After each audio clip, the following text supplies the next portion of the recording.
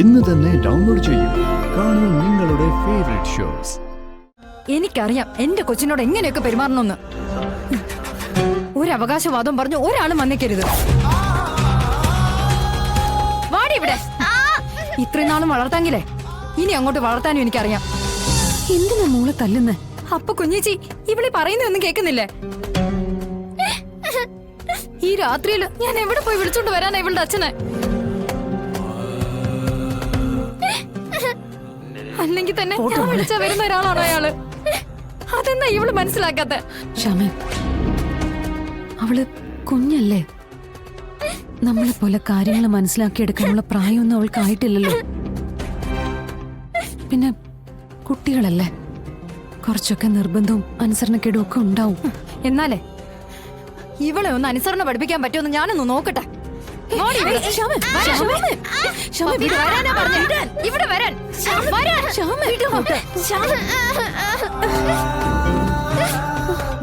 എന്നെ കൊണ്ടൊന്നും പറയിപ്പിക്കരുത്. വരാനാ പറഞ്ഞേ. വന്നില്ലെങ്കിൽ നല്ല അടി കിട്ടുവേ. വാടി ഇവിടെ. വരാനാ പറഞ്ഞത്. ഇങ്ങനെ പിടിച്ച് വലിക്കല്ലേ. അതെ, എനിക്കറിയാം എന്റെ കൊച്ചിനോട് എങ്ങനെയൊക്കെ പെരുമാറണമെന്ന്. ഒരു അവകാശവാദം പറഞ്ഞു ഒരാളും വന്നേക്കരുത്. വാടി ഇവിടെ. ഇത്രയും നാളും വളർത്താങ്കിലേ ഇനി അങ്ങോട്ട് വളർത്താനും എനിക്കറിയാം. വാടി ഇവിടെ. ഒരാളെ പറഞ്ഞു.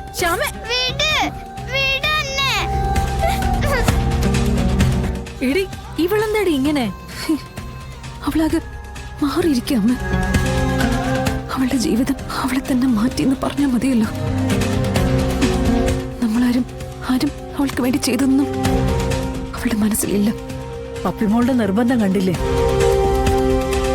രോഹിത്താണ് അവളുടെ മനസ്സിൽ ഇപ്പോഴും അച്ഛൻ.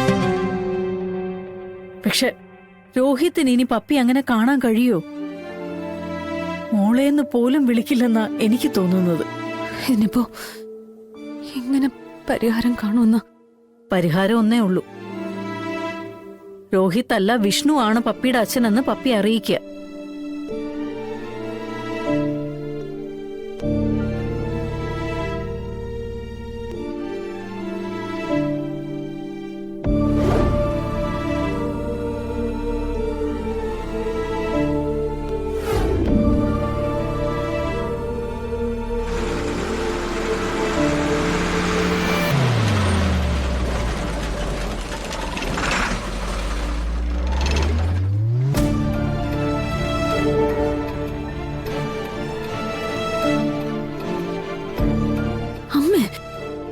വേണ്ട അമ്മ, എന്താ ഈ പറയുന്നത്?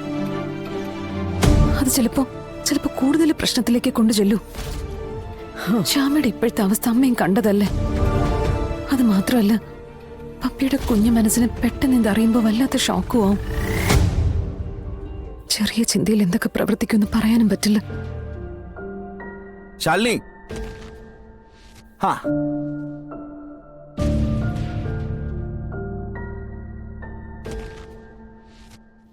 കേറി വാ മോനെ.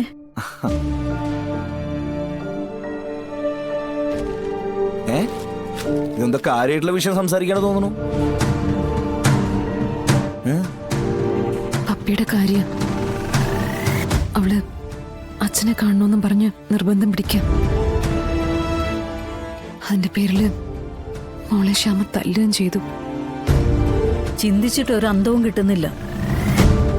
ഇവരുടെ ഈ എങ്ങും എത്താത്ത ജീവിതത്തിനിടയിൽ പെട്ടുപോയിരിക്കുന്നത് പപ്പി മോളാ. അവനെ ഞാനിപ്പോ കണ്ടേയുള്ളൂ. അവൻ മുഴുവനായും സുസ്മിതനെയും ചന്ദ്രബോസിന്റെ അടിമയായിട്ട് നിൽക്കുക. അവനെ കൂടെ നിർത്തുന്ന അവന്റെ കുടുംബം തകർക്കാനാണെന്ന് അവൻ ഇതുവരെ മനസ്സിലാക്കുന്നില്ല. എങ്ങനെ മനസ്സിലാകാനാ? ഒഴിച്ചു കൊടുക്കുന്ന മദ്യമല്ലേ അവനെ ഇപ്പൊ മുന്നോട്ട് നയിക്കുന്നത്. ഭാര്യയും വേണ്ട, കൊച്ചും വേണ്ട. എന്തായാലും ഞാൻ അവനെ തനിച്ചൊന്ന് കാണാനിരിക്കുക. അപ്പൊ ഒന്നുകൂടി കാര്യങ്ങൾ പറഞ്ഞു നോക്കാം. അല്ലാതൊന്നും ചെയ്യാൻ പറ്റില്ലല്ലോ. എന്താന്ന് വെച്ചാ നിങ്ങൾ ആലോചിച്ചൊരു തീരുമാനം എടുക്ക്. ഞാൻ ചായ എടുക്കാം. വേണ്ട ശാരദമ്മേ, ചായ ഒന്നും വേണ്ട. ഇപ്പൊ തന്നെ അമ്മ അവിടെ ചോറ് വിളമ്പി കാത്തിരിക്കുകയോ. ഇനിയിപ്പോ ചെന്ന് കഴിച്ചില്ലെങ്കിൽ അതിന്റെ പേരിൽ ബഹളം തുടങ്ങും.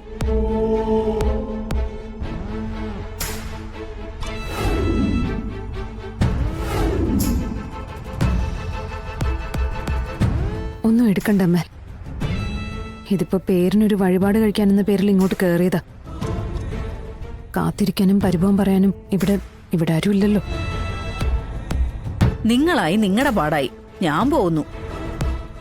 അത് തന്നെയാ നല്ലത്. അതേ, ഈ പരിഭവം കാണാനാണ് ഞാനിപ്പോ ഇങ്ങോട്ട് വന്നേ. ആണാ? പിന്നല്ലേ, വന്ന ഉടനെ അമ്മ കാത്തിരിക്കുന്ന കാര്യം പറഞ്ഞല്ലോ. ആഗ്രഹങ്ങളൊക്കെ എനിക്കുണ്ട്. ഞാനൊന്നും പറയുന്നില്ലെന്നേ ഉള്ളൂ. ഒന്നിച്ചൊന്ന് പുറത്തു പോവാൻ, ഒന്നിച്ചിരുന്നൊന്ന് ഭക്ഷണം കഴിക്കാൻ, അങ്ങനെയുള്ള ചെറിയ ചെറിയ മോഹങ്ങൾ. അമ്മയുടെ സന്തോഷവും ആഗ്രഹങ്ങളും ശ്രദ്ധയോടെ നടപ്പാക്കുന്നതിനിടയിൽ ഒരല്പം പരിഗണന എനിക്കിവിടെ തരണമെന്നേ ഞാൻ പറയുന്നുള്ളൂ. കിട്ടുന്ന സമയങ്ങളിലെങ്കിലും. ഭാര്യയായി പോയില്ലേ, അതുകൊണ്ട് പറഞ്ഞേ ഉള്ളൂ. നമ്മുടെ മക്കള് പഠിക്കുക? ആ, രണ്ടുപേർക്ക് നാളെ എന്തോ ടെസ്റ്റ് പേപ്പർ ഉണ്ടെന്നാ തോന്നുന്നു. സത്യായിരുന്നു പഠിക്കുന്നുണ്ട്. ഓഹോ. പപ്പയെ പഠിപ്പിക്കാനുള്ള ശ്രമം അടിയിൽ കലാശിച്ച്. അതെ, ഇതേ കുറച്ച് നാടൻ മാമ്പഴാ, പിള്ളേർക്ക് ഇഷ്ടാവും. കണ്ടില്ലേ, അപ്പോഴും മക്കള് അമ്മയെ ഒഴിവാക്കി. അയ്യോ എന്റെ പൊന്നെ, ഇത് അമ്മയ്ക്ക് കൂടി കൊണ്ടുവന്നതാ. ഞാൻ പിന്നെ അത് പറഞ്ഞില്ലെന്നുള്ളൂ. ഇനി എന്തിനു നിക്കുന്ന? ചായ കുടിക്കുന്നില്ല, ചോറും കഴിക്കുന്നില്ല. അമ്മ അവിടെ അതെല്ലാം കരുതി കാത്തിരിക്കുന്നുണ്ട്. അപ്പൊ പിന്നെ ഇനി ഇങ്ങനെ കഷ്ടപ്പെട്ട് നിന്ന് വിഷമിക്കണ്ട. പൊക്കോ, പോകാൻ. പോട്ടെ. എന്നാ പോവാം.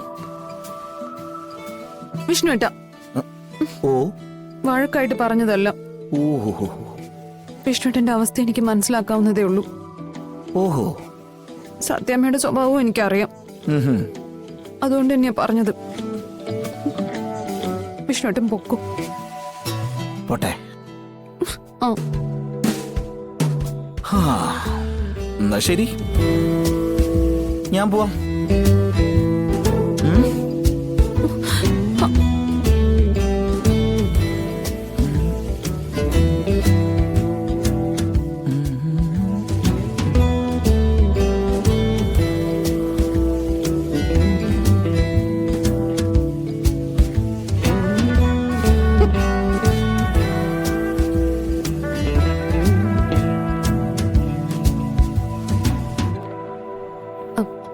എന്താ പോന്നില്ലേ?